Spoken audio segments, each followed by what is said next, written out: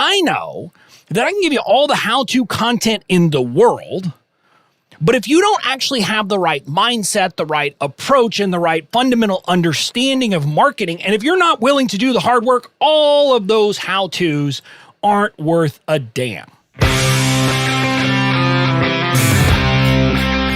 Welcome to the Certified Badass Online Marketing Podcast, where being a badass has less to do with what you wear and what music you listen to, and everything to do with whether you've got the thriving online business of your dreams. I'm your renegade thinking Harvard Law grad turned online entrepreneur host, Bobby Klink. In my years building my thriving business, the most important lesson I've learned is that being a badass online marketer isn't about secret strategies or ninja tactics. It's about doing the basic stuff right and showing the F up. So each week here on the show, you'll get clear, easy to execute guidance on how to build your online business and a swift kick in the ass or two to make sure you're getting it done. Hey there, welcome to episode 177 of the Certified Badass Online Marketing Podcast. I'm your host, Bobby Klink, and I've got a doozy of an episode today because yet again, I'm going to be taking on some of the conventional wisdom that you've probably heard in the online space. Now, I'm not going to be saying this one's entirely wrong, but I'm going to be talking about how it actually kind of underrepresents what's happening in a lot of places and can create some problems for people if they follow this guidance without actually thinking it through. Specifically, today, we're going to talk about the sell them what they want, give them what they need mythology. And if you don't know this, it's a concept of marketing that makes sense. Like you can't necessarily sell people something they need if they don't want it. And so what a lot of the online marketing gurus are teaching us is that we should instead cast our product and maybe even create a product slightly around what they want and then sneak in what they actually need as part of it as well. And what I want to say is, again, this isn't horrible advice, but it's also not great advice. And there's a couple of holes in it where places where if you were to follow this, you would actually be harming your people. And so I'm going to talk about when it is that you can't follow this advice, and more importantly, what you need to be doing instead to break through the problem of people maybe not wanting what you have to sell. So that's what we're talking about today. It's going to be an action-packed episode. I'm going to be going deep on these things, and you're going to learn a thing or two. But before we dive into this episode is brought to you by my 3-day virtual event called Badass Online Marketing Live. If you haven't heard about Badass Online Marketing Live, I don't know where you've been because I've been talking about it a lot now. It is an event we're putting on in December that is going to be a deep dive into how to build a business the right way. This isn't going to be kind of a fluff-filled event where I say, oh, here's what you need to do and give you no information. No, we're going to actually dive deep so that at the end of the event, you're going to have a good sense of exactly what you need to be doing and how you can go about doing some of the things we're going to talk about today.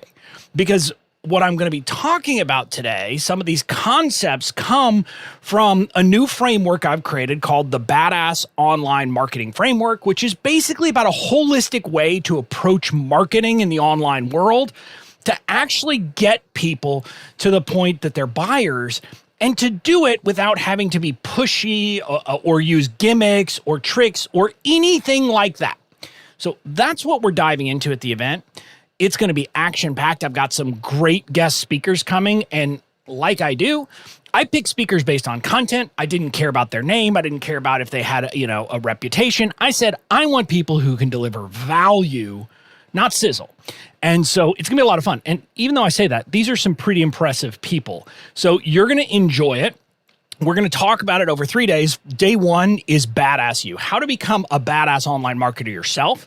Then day 2 is going to be talking about how to build a badass business model. So you're not someone who is sitting there, relying on one product, because a lot of people are actually building a product, not a business. And then day 3 is going to be all about how to scale your business, how to actually take it to the next level. So that's what we're covering. It's going to be fun. We're going to have networking opportunities. We have built this from the ground up, and it's going to be an event that you walk away from, number one, with great information, with an ability to implement, but also hopefully with some new friends in the online space. You can get all the info by heading over to bobbyklink.com/bomb live, and that's BOM live. bobbyklink.com/bomb live to get the details, and you can grab your ticket there. Now, with that, I want to dive into this episode about the problem with the sell them what they want, give them what they need mentality and that advice. And again, I'm not going to say that that's the worst thing ever. Some of it is literally just about how you kind of package things, how you talk about what you do, and all of that makes sense. And I'll give you a perfect example of that. I've talked about the life coach who ultimately changed the course of my life and my business by getting me to think that it was possible to stop being a practicing lawyer and start an online business. And here's a perfect example. She presented herself not as a life coach, because I wouldn't have hired a life coach at that time. It was something that I had never thought about, et cetera. She presented herself as a coach for professional men who wanted to improve their relationships with their wives or long-term significant others. And so what she was doing was basically saying, this is one part of life that we're going to talk about. And we talked about that early. And we talked about that. We talked about me being a better person. We talked about all of that stuff, but also talked about business. Again, this is something where she recognized that saying to me that I will improve your relationship with your wife was the thing that would hook me, but she also understood that meant I needed to become a better person. It wasn't all about the relationship, and that I needed to, make sure that I was happy. And part of that had to do with my business.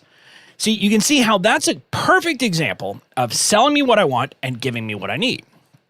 And so again, I'm not saying this is not a good idea ever, but there's a couple of places that I want to talk about where following this advice is a bad idea and you shouldn't do it.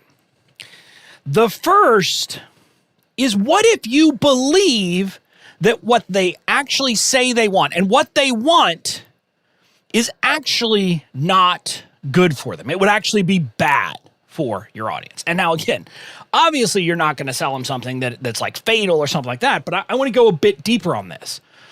If I followed this advice, give them what they want or sell them what they want and give them what they need, I would be talking in my email marketing side of my business and kind of where I draw people in there.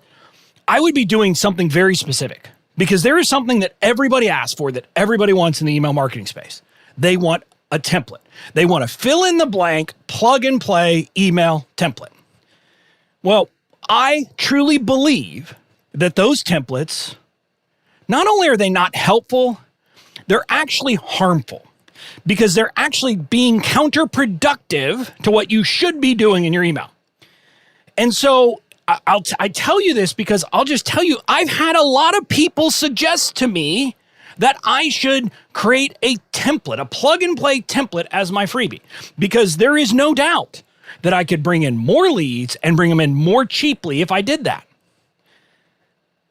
And so you think about it and you say, okay, well, why don't you do that and then do a twist? Well, again, that's not a good solution. And I'll give you another example here so it's not just in my world. Another example would be someone who truly believes that a big part of getting people to be healthy is not about cutting a specific food group out of their diet, for example. Let's say they believe that. There are people who teach fitness and health who believe that the keto diet is a horrible thing, or believe that, low fat is a horrible thing, or whatever, but believe that any one of these diets that's about removing a food group, basically, or drastically limiting it, is a bad idea.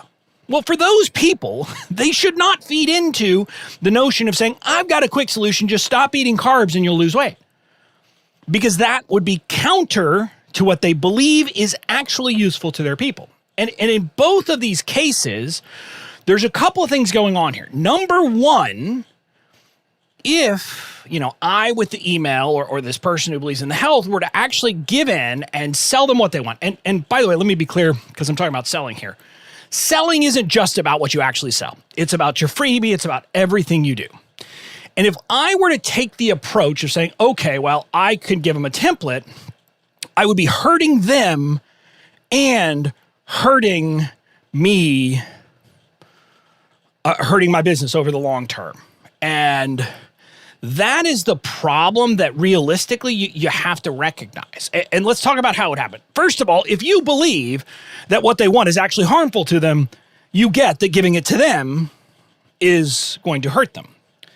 But I want to talk for a second about why it is that it's bad for your business. You might say, well, why don't I give it to them, bring them into my world, and at that point try to change their perspective? And I guess you could try that. But here's the problem with doing that. If you give them a freebie that teaches something that you believe is actually not going to be useful, they're going to be confused when you try to tell them don't do that. And they're not going to follow you.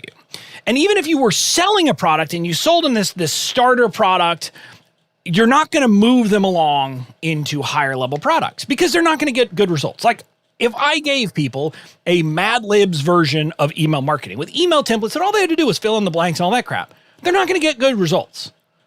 So maybe they're going to get that freebie or maybe they're going to buy from you or something, but they're not going to come back.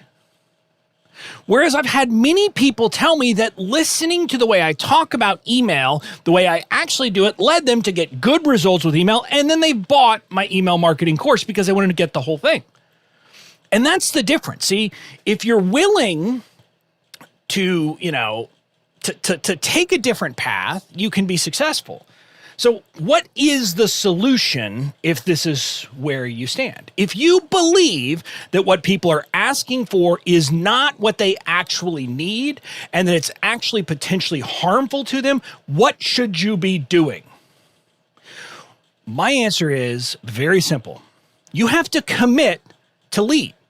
You have to commit to being a thought leader who's going to tell them that this is not what you need. Now, if you've listened to my last few podcasts, you may have noticed that I'm doing exactly that.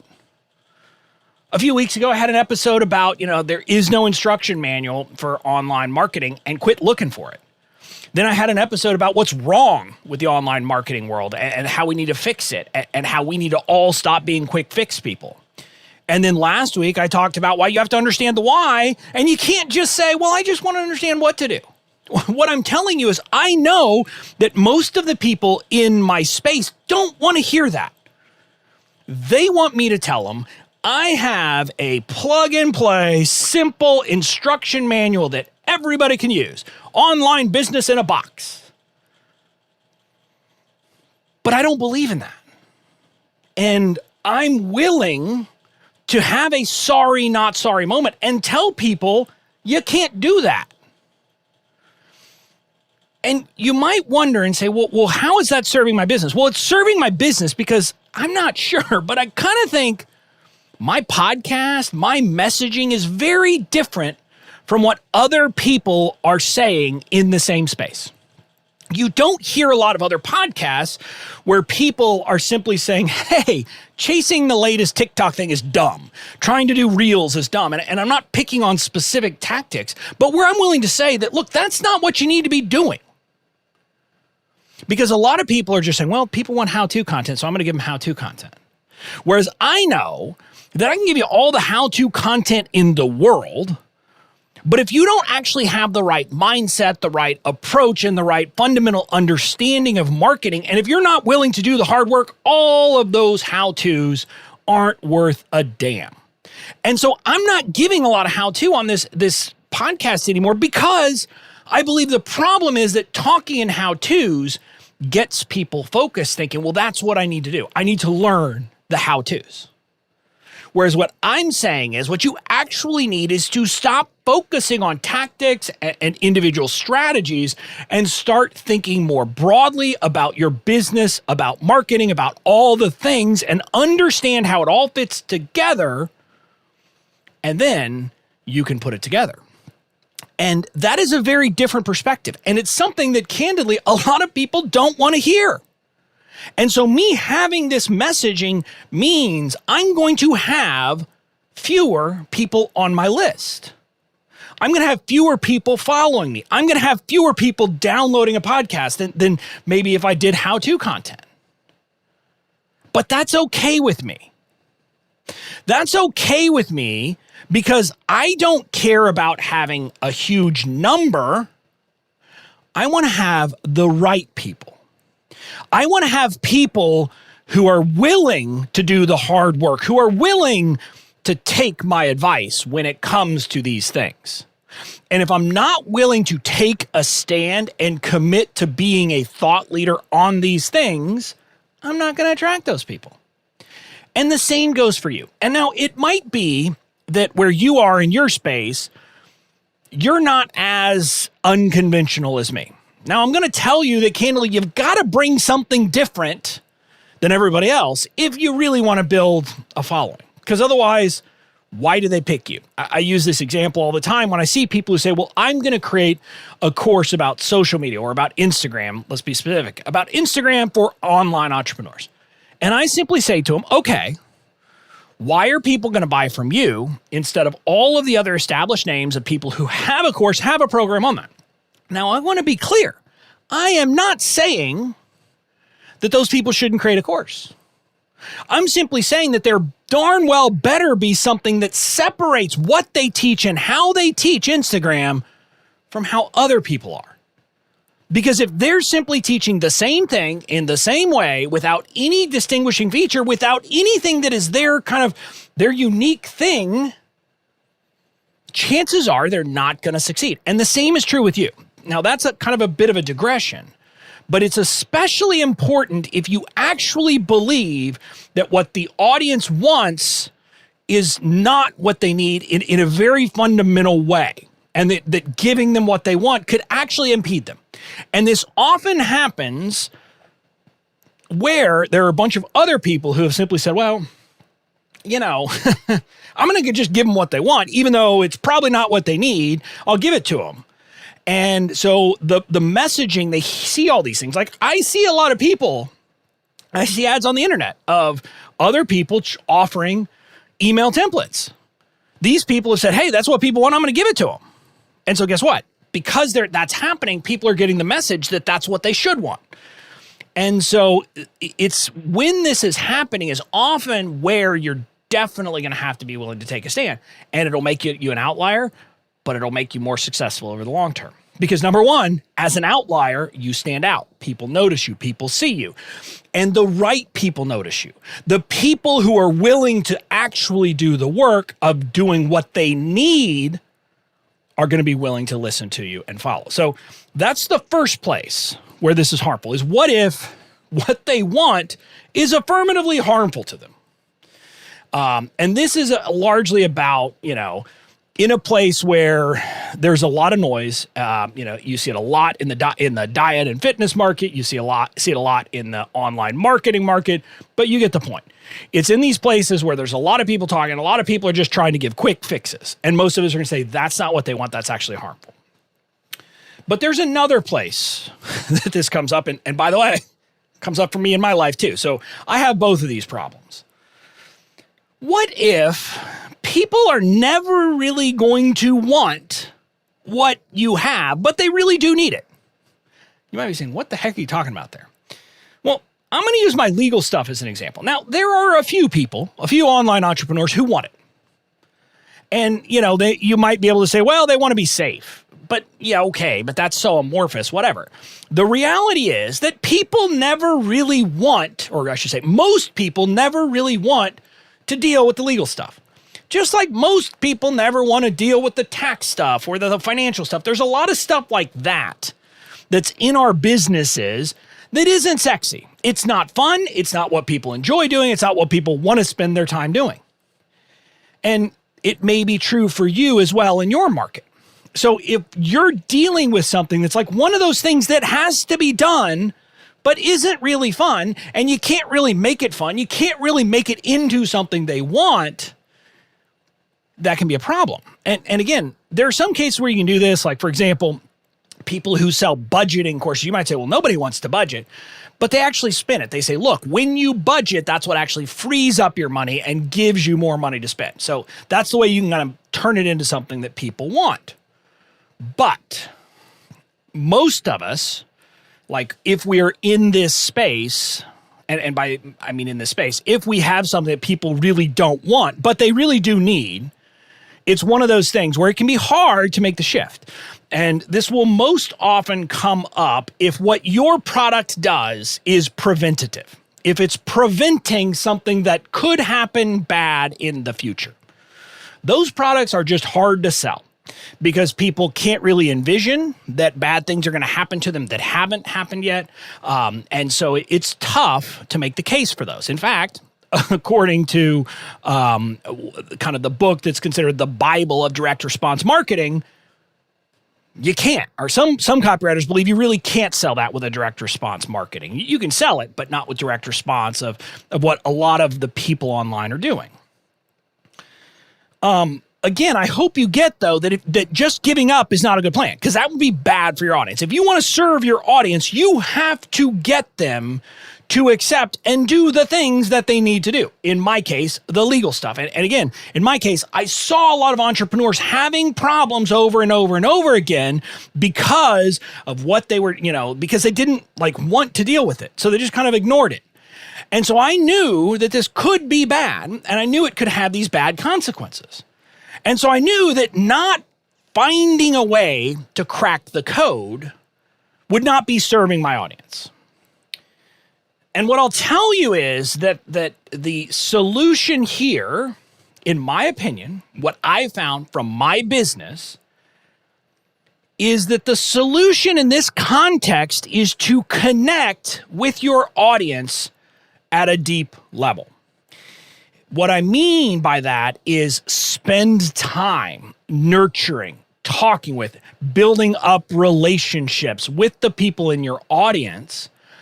And the reason why I say that is, if you think about it, if some random person on the internet says you need this and you don't want it, you're probably not going to listen. If someone that you have come to know, like, and trust, and truly trust that they have your best interest at heart, tells you you need this, even though it's something you don't want, you're probably going to believe them. You're not going to feel like it is just a ploy to get you to buy something you don't actually need.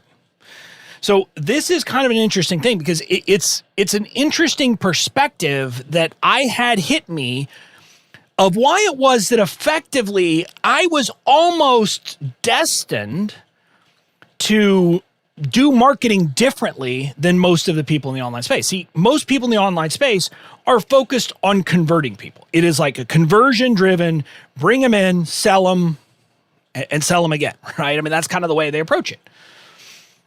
My business has never really been built on that. My team right now is trying to work on funnels on the front end to make at least our front end lead generation, cash flow, neutral at least. But I'll tell you, it's been a struggle. We have tried funneling. We've tried every marketing technique you can think of, and it hasn't really worked. And, the reason why, I suspect, is because this is just the nature of this product. Nobody wants it. But what I've found is that my lead generation, my efforts are definitely cash flow positive over the long term. It just takes a while. I have to bring people in. I have to connect with them. I have to get them to see me as someone who is not, a fly-by-night company, someone who is trying to help them do what is best for their business. And those are the people who don't just buy from me, but they buy from me and they buy the next thing from me and they buy the next thing from me and they buy the next thing from me. And this is the part that's kind of missing. And it's kind of funny, I'm going to do probably a Facebook Live about this separately. I was listening to a podcast yesterday from somebody I like, but they were talking about how everybody needs a pre-launch. And it made me think of what I would say, the myth of the pre-launch. What I mean by that is everybody talks about, if you're going to launch a product, you should, be very strategic in what you talk about and really kind of deliver a lot of value and connect with people in the 2 months or month and a half to 2 months before you launch. I say, that's kind of dumb. Now, I'm not saying you don't do that, But I'm saying you need to do it in the 12 months before, not the 2 months before. I can tell you that some of the people who have bought from me, who have been my best buyers, are people who were in my community for 18 months before they bought a darn thing from me. But again, they knew me and they trusted me. So when it got to the point that they knew they were going to need the products that I offered based on what I had told them, they bought. That's the power of connection. And when you think about this, when you kind of work through what I'm talking about here, it's really a few episodes ago, I talked about this great quote from kind of a business theorist who said, basically, the point of marketing is to make selling next to obsolete. It's to mean that I do all the stuff so that when I say my stuff is, here's my stuff, do you want it? That's all I really have to do. And they say, yeah, I want it.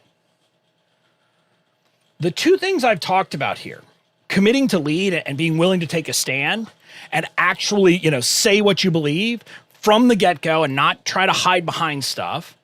And then taking the time to connect with your audience, even if you are not someone who is selling something that people don't want, even if you're selling something that people want, doing those two things will make it so that when you say, here's my stuff, you'll have people knocking on your door saying, give it to me. In fact, you might even have people, if you don't have it available all the time, knocking on your door and saying, hey, when can I get that? I really want it. That's what had happened to me back when I was using kind of an open cart, closed cart model for my template library. Now you can buy my template library anytime you want, but back when there were only limited periods where you could buy it, I would have people emailing me and saying, hey, when are you going to make it available again? Because I want to buy it. I'm not going to buy from this other person. I want to buy from you. So again, that gives you some sense of the power of this. And that's what you should be doing in your business. That's what we should all be doing in our business, is trying to get to the point where we don't have to focus on selling. We don't have to focus on the conversion that much because we've already done the work. So that's those 2 points. Now, I do want to talk about something else, though, that's kind of related to this, which is, how do you know what your audience wants anyway? And I'm talking about this just because I see this a lot, where what happens is an entrepreneur will ask their audience and poll their audience and ask them, what would you like me to solve? What's the result you want? And all those. And, I'm not saying that's the worst idea ever, but what I'm going to tell you is my most successful courses have either come where I basically said, I know you want that, but I don't really care because that's bad for you. I'm not giving it to you. Or more importantly, when this process has happened organically. I've told this story before about how my badass email marketing program came to be. I was teaching individual pieces of email marketing inside my membership site. And one of my members, a friend of mine named Sabila, was like, okay, well, that's great. But how does it all fit together? Isn't there something called a welcome sequence? And then what do I do when people come on my list? And just had all these questions about how everything came to be. And I started listening to my audience. First of all, they were loving my teaching about email, but I was also hearing that question a lot. I was hearing, okay, how does everything fit together? That really was the inspiration for my email marketing course. I said, I could teach this stuff one-off and individually, but what people really need is a soup to nuts. Here's how you do email marketing from start to finish. And so that was the inspiration. And I tell you that because I didn't go out and ask people. The people who were in my community, who were already listening to me, already hearing what I was talking about, came to me and told me, not directly, but by the questions they were asking and by the feedback I was getting, what I needed. And this is something that a lot of people miss. Marketing isn't just us talking.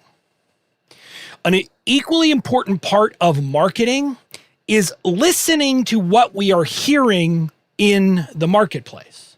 And that can be directly from our customers, but it can also be in other places. The story of my rise as kind of when I first cracked the code And how I first cracked the code on the legal stuff was that I started spending all my time in communities of online marketers and just listening and then helping. But listening, not asking questions, not going into Facebook groups and dropping questions that are clearly me trying to do market research, but being a fly on the wall. So if you want to understand what your audience wants, to figure out if it's something you want to offer them at all, I'm going to tell you, you could try to take the quick fix approach of just go post it in a bunch of groups. But what I'll tell you is you'll get a much better result if you're willing to do the work, spend the time, be present with your people, and listen to what they say. Then you'll actually understand the market, understand what it's telling you, and then you can make your decision. Do you want to offer a course or offer a product or offer a whatever that is actually what they want, or do you need to start taking a stand and changing opinions? But it's not until you actually understand what's happening and what, kind of is the broader marketplace that you'll be in a position to actually do that. So, I'm not saying you don't listen to your audience. You definitely do. But I'm saying sometimes you have to tell your audience they're wrong. Now you do it nicely. You don't have to be an ass like I am sometimes. But you got to be willing to do that. And then you got to be willing to put in the time. If you'll do that, you may not have the largest audience in the world. I don't. I mean, when I'm with my peers, I almost always have the smallest list of anybody there. But I fit in just fine because I have a deep connection with my list. And because I've put in the work, and because I'm not simply spouting something that everybody else is saying, and I haven't simply repackaged something that everybody else is saying. I'm saying stuff that most people aren't saying. So my encouragement to you is to do the same thing. Even if you're like, well, it's not a problem for me because my audience actually wants what I have to sell. And that's great. But if you'll do these other things, it'll actually make it easier still. So spend time committing to be a leader, to putting out what you believe in, and then also connecting with your audience. If you'll do that, selling becomes effortless. Now, if you like this is the kind of stuff we're talking about at Badass Online Marketing Live, my event coming up in December. We're going to be talking about the overall framework. We're going to be talking about kind of, this idea of thought leadership and how do you do it. We're going to be talking about connecting with your audience. How do you do it? How do you actually do it in a real way? And where do you put things, et cetera? And we'll talk about the conversion piece because you can't not convert, right? As much as I love this stuff, I also love spending time on messaging and really thinking through what are the obstacles I have to knock down, what are the beliefs I have to knock down. I love doing all that. So we're going to talk about that too. And it's going to be actionable. You're going to get information that you can actually get and actually use in your business. You can get all the details by heading to bobbyklink.com/bomb live. And again, that's BOM live, no B, no second B. So bobbyklink.com/BOM live. You can get all the details and you get your ticket there. So that's it for today. I'll see you again next week.